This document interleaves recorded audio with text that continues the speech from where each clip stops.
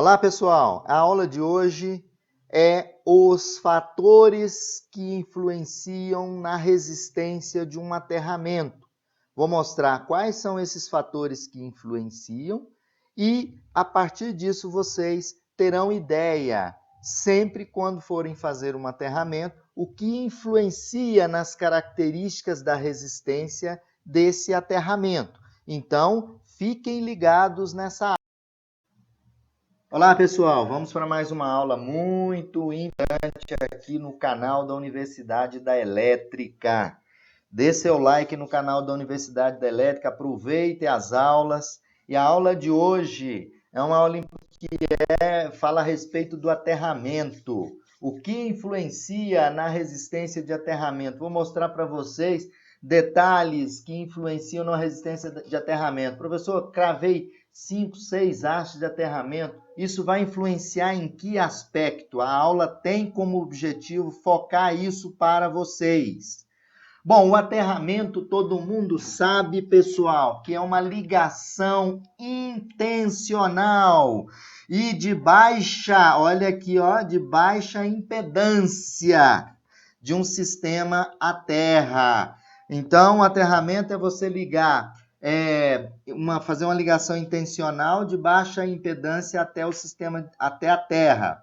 Considerando o potencial do solo zero, este recurso de aterramento permite eliminar as descargas atmosféricas também, permite eliminar as descargas eletrostáticas de pessoas e equipamentos e dissipar as correntes provenientes de curtos-circuitos ou surtos de manobras e equipamentos ou de origem atmosférica. Então, o aterramento, basicamente, você crava um exemplo simples, uma haste de 2,40 de 5/8 de polegada no solo, né? E você vai criar um caminho de baixa impedância. Mas o que influencia nessa resistência de aterramento? O objetivo da aula é mostrar para vocês o que é que influencia no aterramento elétrico, porque o aterramento elétrico ele tem que ter uma boa geometria e a menor resistência elétrica possível.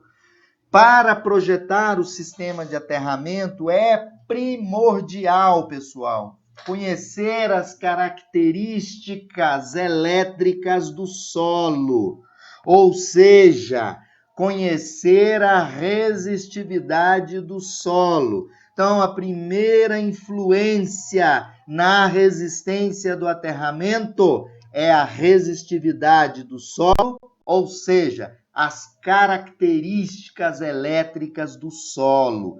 No caso, considerando que os solos são não homogêneos, em virtude da formação geológica no decorrer dos anos, a modelagem do solo deve ser feita em camadas, né? Então, eu devo fazer inicialmente um levantamento das características elétricas do solo, medindo a resistividade e fazendo a estratificação do solo em camadas, como vocês estão observando aqui. Resistividade 1 com a distância H1, ou seja, resistividade e profundidade da camada 1, camada 2, 3 ou 4. Então, a primeira influência no aterramento na sua resistência é as características do solo, que influencia de forma marcante na resistência do aterramento. Aqui eu tenho um exemplo de um solo estratificação, onde ele vai mostrar aqui para vocês, né, a 1 metro qual é a resistividade, mostrando o erro também, a 2 metros, 3 metros, 8 metros e 16 metros. Está aqui a resistividade a 1,74 m, entre 29 a 34 metros.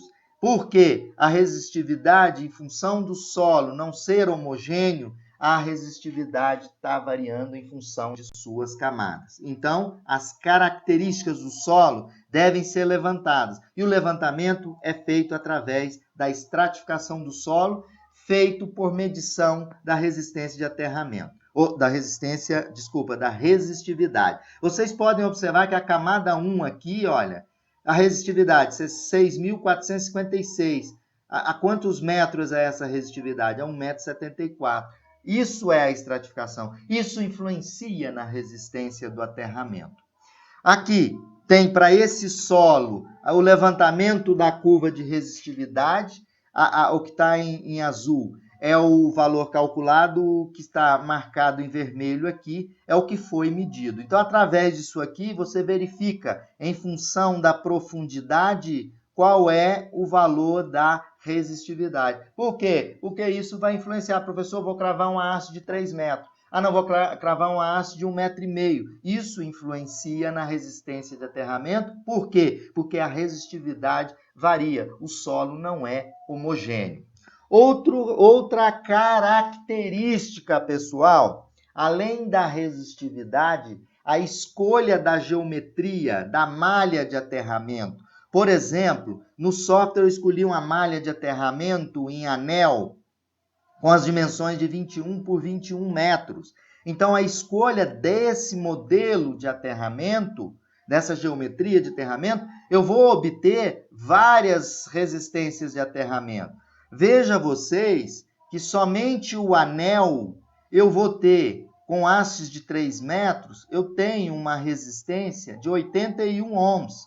Se eu pegar aqui um anel, uma resistência, um anel com 16 hastes, olha para quanto que vai minha resistência, 66. Então, de acordo com anel mais 2 hastes, 77.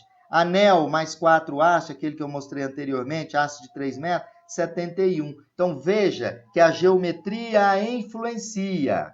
Outro ponto, vamos usar a geometria em triângulo, em linha. Vocês vão ver que é diferente da resistência em anel. Olha aqui para vocês verem, uma haste só cravada nesse solo, ela apresenta uma resistência de 1.652 ohms.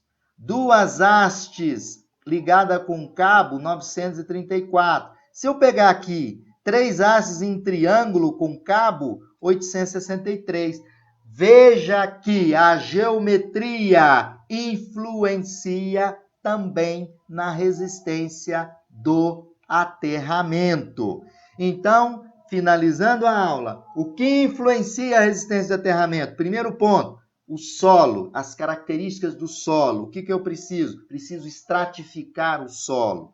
Depois, o que influencia na resistência? A escolha adequada da geometria de aterramento. Pessoal, fiquem sempre ligados aqui no nosso canal da Universidade da Elétrica.